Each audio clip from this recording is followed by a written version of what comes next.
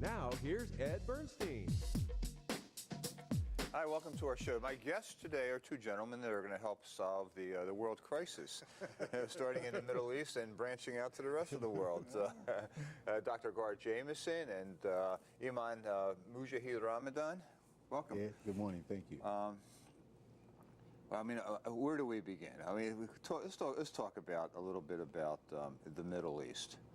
Okay, I mean, it's very confusing, to say the least. I've always, everybody talks about, the terrorists and the radical Muslims. My question to you, Mujahid, where are the moderates to speak up? On your show? Well, it's interesting. Because don't they say like, it's only, we're talking 10% of the Muslim population, has, this violent, these violent tendencies, and 85, 90% are peace-loving, want to get along with everybody. That's a big, right? Really, that's what the religion calls for. So the 10%, we can categorically say this is an extreme idea, an extreme personality, an extreme ideology that has a long history that probably relates back to many events that have occurred historically, probably even dating back centuries. But currently speaking, the climate, say, let's say, for instance, in Iraq with the Islamic State or the ISIS group, the forcing all Christians now, you either move, accept Sunni Islam, or, you can be killed. Those type extreme ideas are really fermented around people who have extreme frustrations, who have been faced with extreme difficulties, not justifying their behavior, and seemingly have lost their way in terms of what the religion prescriptions provides for them, or the guidance of what Muhammad the Prophet gave to them. How does that happen? I mean, look, you have, Catholics believe that you have to, essentially be Catholic to go to heaven, right? But they're not killing people to force them to turn to be Catholic, right? So where does this extreme... Well, I think, one, if you look in many of the areas that we're speaking about, there is a high level of illiteracy in many regards. There has been a substantial amount of political persecution dating back even before Saddam Hussein.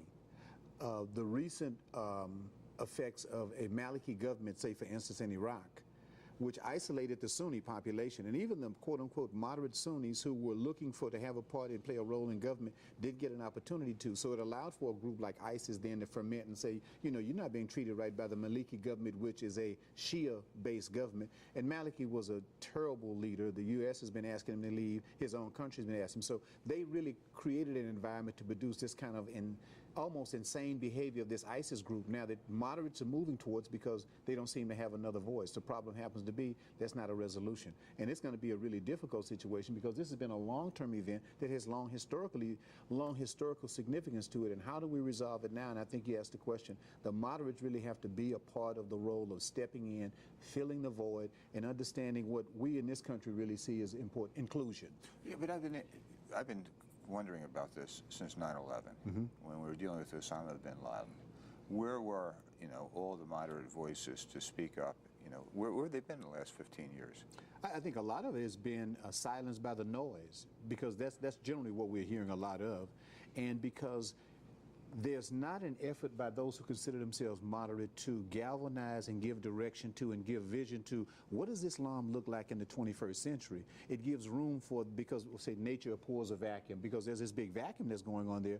Then it gives rooms for either the Osama bin Laden type of mindset or the ISIS type mindset, or even the mindset that there's in Gaza between quote unquote Hamas and Israel, really not so much the Palestinian people, because the moderate voice is not being heard among the Palestinians. Then it gives the extreme idea of Hamas a chance to ferment, because that becomes the only voice at that point in time. I think that the U.S. works well by advancing and working with those who have moderate concerns, who are willing to look at collaboration, who are willing to look at reconciliation, who are willing to look at how do we all get along together in a world that's multi-ethnic, that's multi-religious, that's multicultural. How do we do that? Now, here in the United States, we have the best opportunity for it, but in many of those places, the isolation has really produced the kind of circumstances, and it doesn't seem to be an immediate result. The president's new idea of saying, well, now we're going to go further military into this right here. A military solution is not going to be the solution in either situation. As we've seen in Gaza, it was up, then it was down, there was some peace, and then there was no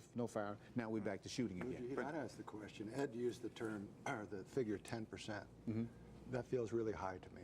Very high. It's probably really more about 3%. And it's that, and it's the 95-5%. 5% of the people cause 95% of the problems. I say 3 to 5% because most of the people, look at your Muslim population here in the United States. Even if there's a protest, I appreciate the fact that in the recent protests on Las Vegas Boulevard were ones where I may not have agreed with methodology, but it was a peaceful protest. Right. I think many other places in the United States, the protests have been peaceful.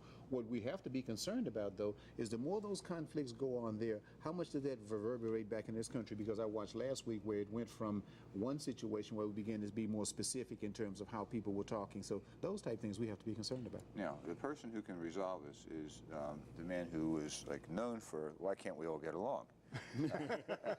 Dr. Jameson's made a career out of trying to teach diversity and get along and work with every different ethnicity and religion and making this happen. Right. So, Dr. Jameson, how do we do this? Well, I think there's an interesting line that was provided by a Catholic minister by the name of Dr. Hans Kung, and he said there will be no peace among the nations until there's peace among the religions, and there will be no peace among the religions until there's dialogue among the religions. So what we have, even in America, is we have sectarianism.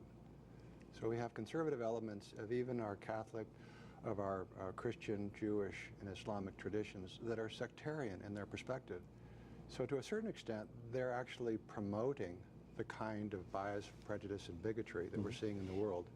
Yes, it's more violent in the Middle East, but they're promoting that quality of consciousness. And Einstein said something very interesting. He said, you will never change a problem with the same consciousness that created the problem. So how do we change consciousness? And that, to me, is the $64 question.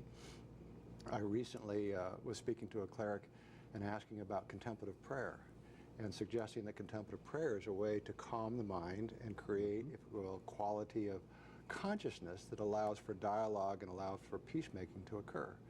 And he said, my priests have a hard enough time doing their liturgy. They don't have time for contemplative prayer. So unless we make time for dialogue with the divine and then make time for dialogue with each other, we will not have peace among the nations nor among the religions. So we as individuals, whether we're Christians, Jews, or Muslims, need to be advocates for interfaith dialogue because it is, in my opinion, the single most important thing we can be doing for peace on the planet. If you look at Nelson Mandela, or you look at Martin Luther King, you look at these great souls, they were all advocates for interfaith dialogue. Right.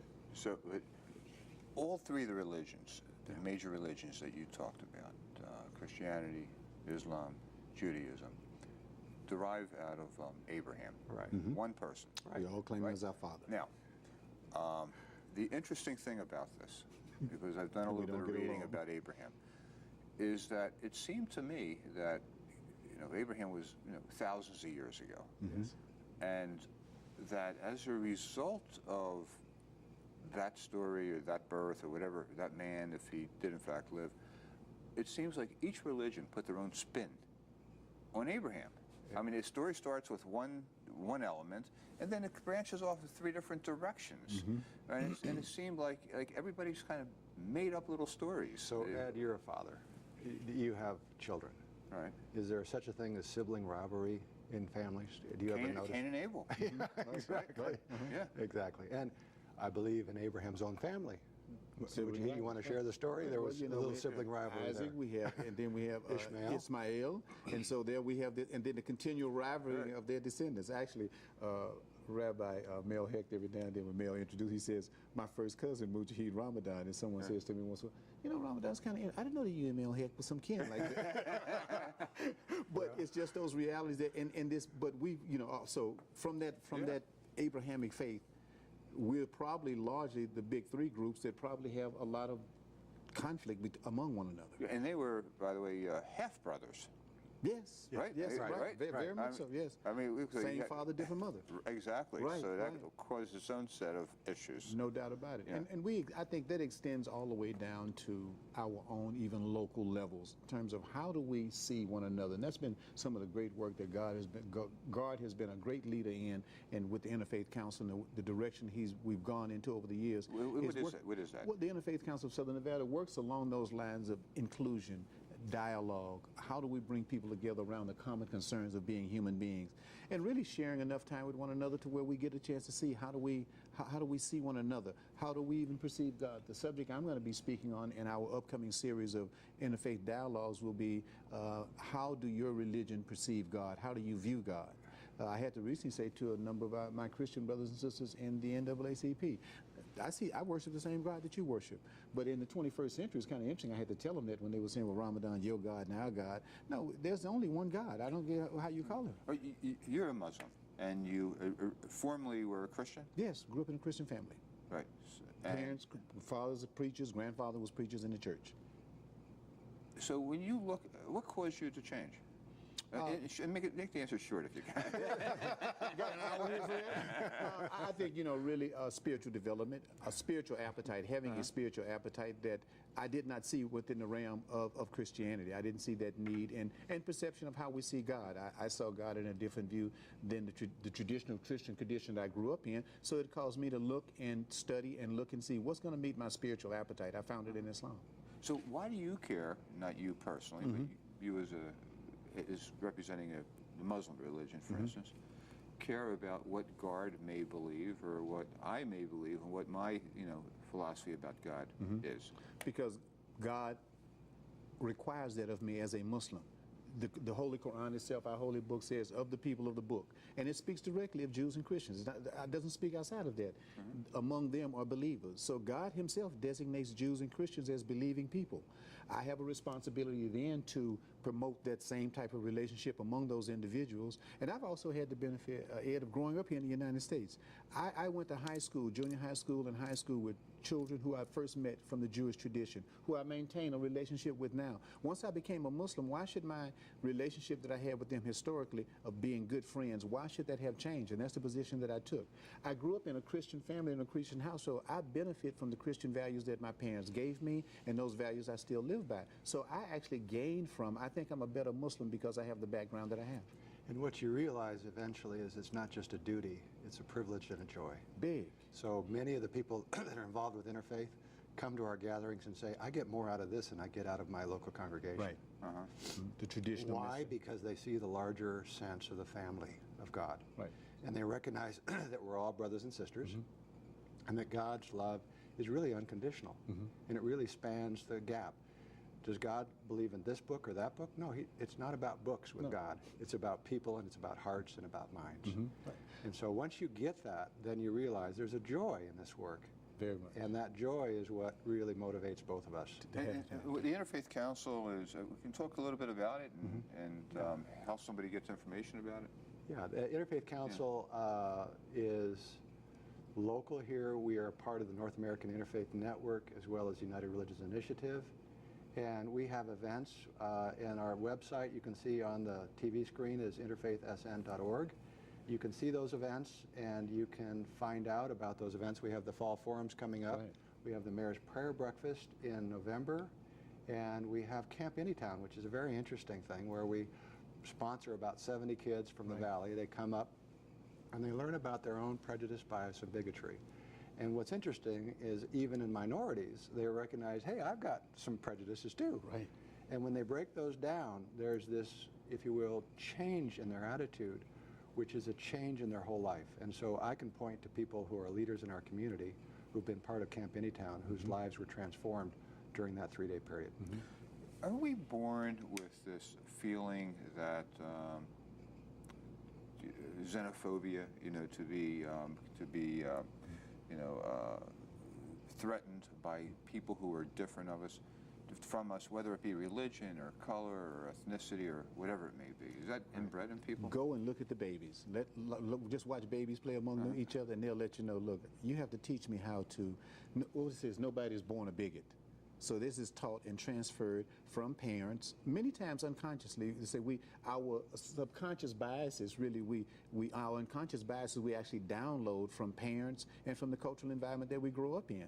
Even to the degree that even among African Americans, a recent event that went on here, this is among largely African Americans where one group decided to be biased against another group just based on religion. I think those type things we grow to learn from people. They're unhealthy. It would be better if we would allow for our children to develop their perceptions of how they're going to see the people on their own. Along with that, the culture we grow up in, the televisions, the movies that we expose to, all of these things begin to. But if you want to see the innocence of children, if we want to see Adam, the original human being, just go out to the baby hospital where there are babies at, and you get to see the original human being untouched. I think what they call it tabula rasa. Absolutely. The blank slate. It hasn't been written on. But when we start writing bias, bigotry, racism, and prejudice, we make for unhealthy people. So maybe we need to start with young parents. Absolutely, Yes. start with young parents. Yes. And what you appreciate, I'm an amateur paleontologist, and I like fossils. Why? Because I'm becoming one. But what you learn in evolutionary theory is that we're actually born with a maternal instinct. We're actually born with an instinct for the good, for altruism. So there's a slight preference there, and that is the most basic evolutionary instinct. There are other evolutionary instincts about fear and survival, so on and so forth. But we are born to be good. So what needs to occur is we need to cultivate that as parents and as a community and as a nation. And where there is, and a lot of Camp Anytown, my grandmother used to say, she says, working with children is like molding clay, but working with grown folks is like spray painting on water. When I first heard it, okay, Grandma, got it. Now, it took me about 40 years to figure it out, but it was right. It's that, you know, and I think the Bible says, and bend the stalk while it's yet young. So if we can help shape and form personalities around understanding that we're all connected. I think the verse in the Bible that comes to mind most to me is love your neighbor as yourself, because really your neighbor is yourself. We're not separate. We're all connected, and this whole world is connected like that. So any hurt, what was it Dr. King says, injustice anywhere is a threat to justice? Everywhere. Everywhere. Because this world is, computer technology now tells us we can connect the world with the click of a mouse. We were always connected like that as spiritual beings. Was it Chardin, the French philosopher, says we're spiritual beings having a physical experience? And when we see ourselves in the spiritual form, then we'll see the relationship we have with all men and all women and all people of different races and backgrounds and religions. That would be the key for us to move above just this physical life that we live in. And this is happening, Ed. What's exciting is if you look at the interfaith movement, it's a fairly new phenomenon. So back in the 60s, there were maybe 10 interfaith councils around the country. Now there are over 200 interfaith councils around the country. The work of Nelson Mandela and Martin Luther King has helped to advance interfaith understanding. So we're kind of sitting in the cross currents right now. But some very exciting things are happening. I'm working with a group right now. We're trying to promote the next Parliament of the World Religions in Morocco. Wouldn't that be nice? Because Morocco is a moderate country. It has a democracy. In it the has middle a king. of center of all this. Big chaos. Yeah. Big chaos. And so the king there is interested in this. And wouldn't it be lovely to have a Parliament of the World Religions in Morocco? There have been 5 parliaments of world religions. One was in Cape Town with Nelson Mandela. One was in Barcelona with Jane Goodall and others. But these are things that are happening now, and they're increasing in momentum. So there's a lot of reason for hope right now on the planet, because there are a lot of people like Mujahid Ramadan who are promoting this kind of peacemaking. By the same token, you have this element of hope. The internet, and you started referring to the internet, has also caused a lot of the problems here, because the hate seems to spread. It spreads quickly. There is more. People are more transitory. You know, in and out of countries. You can fly here, fly there. The bad guys can get to different places and form organizations and groups and promote evil. Yes. You know, so how do we combat that? I mean, other than what you're apparently saying that, hey, we can use all these same functions for good. Absolutely. Right. And what's happening right now, if you look around, is oftentimes we say the media, if it bleeds, it leads. Right. And so we see that phenomena. And again, it's the 3% of the Muslims who make a bad name for, it's kind of like we say the 90% of the attorneys make a bad name for the others. Right. No, to 10%. Oh, did I get that wrong? The numbers go up there. Did I get that wrong? So anyway, what you see is there's a lot of great things that are going on right now, but they're not given a lot of attention in the media. But that will be happening. Right. And certainly we have to, I think schools are a good place to work because our children spend a substantial amount of time in schools. I think that faith communities across the board are going to have to be more assertive in taking steps to not only look at their own houses of worship, but how do we connect together and interact with one another? I think that we're going to have to be, and even within certain traditions themselves, within the Christian tradition, within the Muslim tradition, because in Iraq, what we're really seeing now is that the group that is there, they're against really everybody who's not Sunni. So whether you're Christian or you're Shiite or whatever you happen to be, they're against that. And I think those who are for all of working together have to really form a coalition and invite those who tend to have that separatist mindset that we are separate. We are not separate. This world in Islam is called Tawheed, that everything is connected. And there's one more piece here that's really interesting. I teach at the university, and I will say 95% of my students are not connected to institutional religion. The millennial generation is moving away in large numbers from institutional religion. Well, why is that? Because they're not being fed. They see the quality of hypocrisy and violence and sectarianism, and they're asking the questions. And so it's really important in this moment that those questions be addressed with the quality of intentional dialogue. Why is there such fear about women, particularly in some of these extremist countries, extremist groups? I mean, they seem to just, be anti-women, feminine growth. Is that because you offer the solution to this? Jimmy Carter said it, and he said it well. He said if you take 7 Palestinian mothers who have lost children, 7 Israeli mothers who have lost children, you put them into a room, they will come up with a peace plan that will last forever. I think men fear women. We're all husbands here. There's a certain amount We of know that. there's smart. Well, it's public today. So there's a quality of insight, there's that maternal instinct, Right. which again provides the solutions. And so it's time to turn over some of the reins of power to the women. To the women. Because we've seen historically there is Gard has made note of it, and women tend to find those solutions probably easier without so much ego tendencies that's involved in it. And many of the countries you speak of, in particular when it comes to Muslims, you'll find that the populations where you see this extreme idea of Islam and rejection of everybody else's way and concepts, you'll find there's a deliberate intention to not educate women. The rate of illiteracy in countries like Egypt, like Pakistan, many of the African nations, that the rate of illiteracy among women is very, very higher than it is among men. Well, if we have women who are illiterate, then we're going to have children who are illiterate. Well, that's an easy population to pull in a type of extremist idea. So you got a farm team if you just keep women illiterate. My grandmother was right. The hand that rocks the cradle rules the world. Yeah, but then the tradition of all 3 of the major religions have discriminated essentially against women. Very much, yes. Sure. And Islam, I mean, not so much Islam, but Muslims are at the forefront of that type of discrimination, regretfully. I mean, Christians or Catholics or Jews. I mean, it's recently that they can become active in the church and active in the synagogues and temples. But if you go back traditionally, if you go back prior to industrialization and civilization, you will find that women dominated the culture. Very much. Most of the artifacts that have been found prior to 10,000 BC have been feminine gods and goddesses. Right. And so that indicates something. And what we had was the advance of patriarchy with the Abrahamic traditions. Right, And the So Industrial again, Revolution. what we have is a pendulum swing, and what we're seeing now is the pendulum's coming back the other way. Right. And that's a good thing. The base of the Quran itself, when it talks about the origin of the human being, it points to the original human being. The word that's used is a feminine word.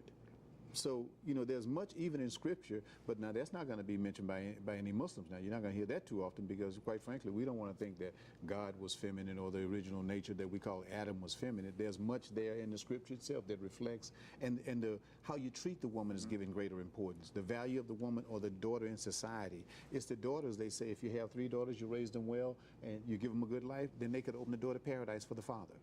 They don't say that for the sons. They say the gateway of paradise lie at the feet of the mother. It's not for the father. That's what God is saying, and that's what his divine prophets have given. But now bring it down to men at our level, well, we have a different challenge on our hands. Well, why are these passages in the Quran not more publicized? Not, Interesting. You always read about the violent things. Very much so. And there's violent things in all the Bibles. All of them, yes.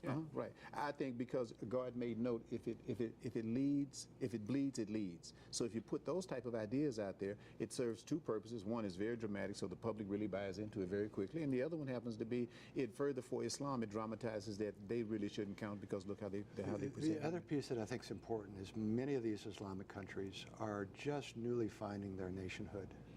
And so we know with any nation there are revolutionary currents at the beginning of those nations. So there's a large political dimension to all of this as well. And that can't be discounted. For many, many years, right, most of those nations were colonized by European countries. And there was aggressive colonization. There was a lot of injustice. So that reaction, and I think 9/11 was a wake-up call, and I don't think we asked the question, why did that happen? I don't think we seriously had a dialogue about why that occurred. That wasn't about a few terrorists getting in an airplane and going through buildings. That was about something much larger. And for us to have a serious conversation about what was behind that truly would lead to a quality of reconciliation, a quality of peacemaking that I think would advance the causes on all fronts. As I said earlier, looking at it historically, you know, if you look, like somebody, go back to World War I and see what happened at the end of the World War I. And the colonization that occurred for the next like 40 or 50 years is very interesting. The groups that really try to represent Islam and present what Islam to the general public today is a traumatized population of people, traumatized through the colonization.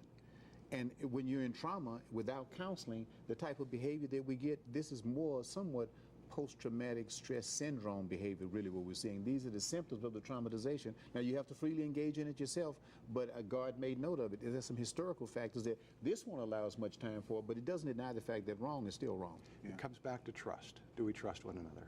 And the only way trust is established is through genuine dialogue, and that's why the Interfaith Council is so very important. You know, even with trust and love, every now and then you're gonna, I think Scripture gives us the idea, in order to trust and love, sometimes you're gonna feel some pain. There's going to be some discomfort. Thank you very much. I just celebrated with my wife 42 years this week, and it's a very interesting experience. I have to thank her because I wouldn't have, if I could have gotten rid of me, I would have gotten rid of me, but she kept me for 42 years. So I can appreciate the fact of that, and she's been very loving and trusting in that, so I appreciate it. So once again, if somebody's interested in the Interfaith Council and some of the programs and some of the educational programs you have, the website is interfaithsn.org, and we encourage you to go there, and you'll see a lot of our programs, you'll see a lot of videos, and it'll help you understand why interfaith is so important. By the way, do you have to belong to a major religion to be part of that interfaith? I mean, you can be an atheist or an agnostic? Absolutely. We have interfaith forums and gatherings in the community every month, and we have everybody, every shade. Good learning experience. I learned a tremendous amount from the Wiccan tradition. Had a completely different perception of what media had given me. Found out the origin of it. It's a lot different. It's surprising. Even for someone who's quote unquote religiously or spiritually informed, come out to it. Okay. Well, I understand you guys are both going to Cairo to solve the Mideast peace crisis. Morocco. Morocco. Oh, you're going to Morocco. Okay. All right. Well, hurry up and get there. Well, thank you, Dr. Gard Jameson, Mujahid Ramadan. Thank you. Thank you, Ed, for inviting us on the show. Thank you.